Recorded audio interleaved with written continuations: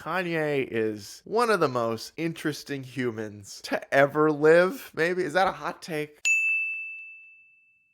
Kanye West, the man who has given us so many great gifts, sound bites, memes over the years, whether it was Sway not having the answers or running up on stage to interrupt Taylor Swift, which is probably one of the funniest music award show moments of all time. He's got a new documentary out and it's on Netflix. It's called Jeen-Yuhs, and I gotta say, it's pretty good. So this documentary is coming out in 3 parts. There'll be a part this week, there'll be a part next week. The first part came out last week. I am fascinated by Kanye West because I think there are very few people who, as soon as you say their name, it receives a reaction, an immediate emotional vocal reaction. It's just saying the name Kanye West. Somebody's either like, oh, I love Kanye West, or they absolutely hate him. They think he's an idiot, an asshole. The crazy thing is all of this is probably true. Kanye is one of the most interesting humans to ever live. Maybe. Is that a hot take? I just think he's fascinating because there's really nobody in the music industry who's done what Kanye West has done or even attempted. This guy's run for president. He started a wildly successful clothing brand, a sneaker company. I guess it's all part of the same thing. But he's a billionaire now. Like, that's not normal. It's not normal for rappers to become billionaires because of their clothing lines. Wildly successful guy. This documentary, the first part, explores the early days of Kanye West, the old Kanye, the Kanye that everyone talks about how much they miss. And I gotta be honest, I'm kind of torn because in this first part of his documentary, I don't know if Kanye misses the old Kanye. Mostly because this shows how much of a grind he had to go through to even just start to break through. I think it's impossible to hear Kanye rap and not think this guy is insanely talented. He's got such a unique voice and flow, and as a producer he made some of the craziest beats of all time that just, they go so hard. Oh my god. I mean, I think you could tell at this point I like Kanye West music.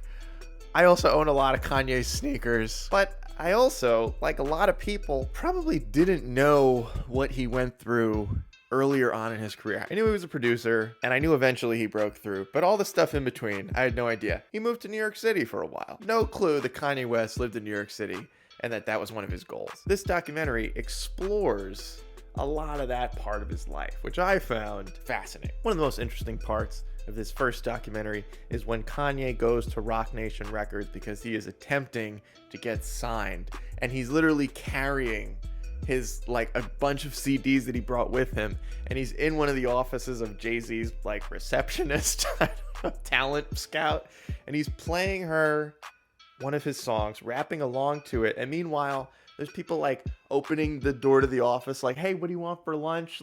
Oh, you had a crazy weekend. And Kanye is just trying to rap and trying to show that he's talented, and they could not care any less about the person, which is crazy looking back because now Kanye's wildly famous. You think Roc Nation could have gotten him for a stupid discount if they had realized, or maybe if Jay-Z had been there.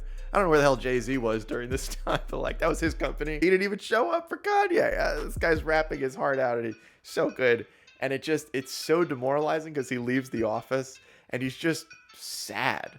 And some guy passes him in the hallway and he's like, oh, make sure you got that new beat for me. I'm expecting it for free. This is a guy now that if he goes anywhere, he is swarmed. No matter what crazy, dumb thing he has said or done, people are still enamored with Kanye West. To see him just sulking out of that meeting, so dejected and sad, and Roc Nation basically gave him the treatment that company gave the Beatles, where they were just we don't think you're that good and you're not really what we're looking for. Because throughout this first part of the documentary, you're seeing how many doubters Kanye West had and how many people thought he wouldn't be anything, or certainly didn't think he would become one of the most successful rappers, fashion designers, entrepreneurs of all time. It crossed my mind as I was watching this documentary that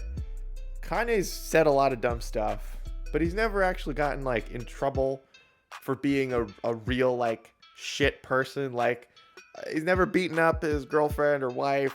He's never like gotten arrested on gun charges and like gone to prison. And he talks about that. The fact that he's not like a typical rapper who's like wrapped up in gang violence and always rapping about all this illegal stuff that he may or may not have done. And he says like it's been a tougher climb because of that. But at the same time, he didn't just grow up with a silver spoon in his mouth. He was raised by his mom and had to work really hard just to like break through a little bit and get people to take him sort of seriously. If you hate Kanye West, like if you're one of these people who hears his name and you just have this guttural reaction of like, well, he's a horrible human being, I don't want to give this a chance, don't watch it, because I feel like you're going to go in with such a negative idea of who Kanye West is that you're just going to hate anything involving him to begin with. If you're someone who loves Kanye West, then I guess you've probably already seen it and you think this is the greatest documentary ever made, which probably debatable. But if you're someone who's somewhere in the middle, like I don't really have an opinion on Kanye West, I just find him really interesting because there's a lot of stuff that I disagree with and there's a lot of stuff that I think is super impressive. And this documentary is just sort of exploring the humanity, the inner workings of how he got to where he was. To have the hindsight to even be like making a documentary about this guy, which was basically, the idea came from this dude who was just doing like public access TV and like found Kanye and was like, this guy's really interesting, I'm gonna just sort of follow his career and see where he ends up. It's such raw, emotional footage.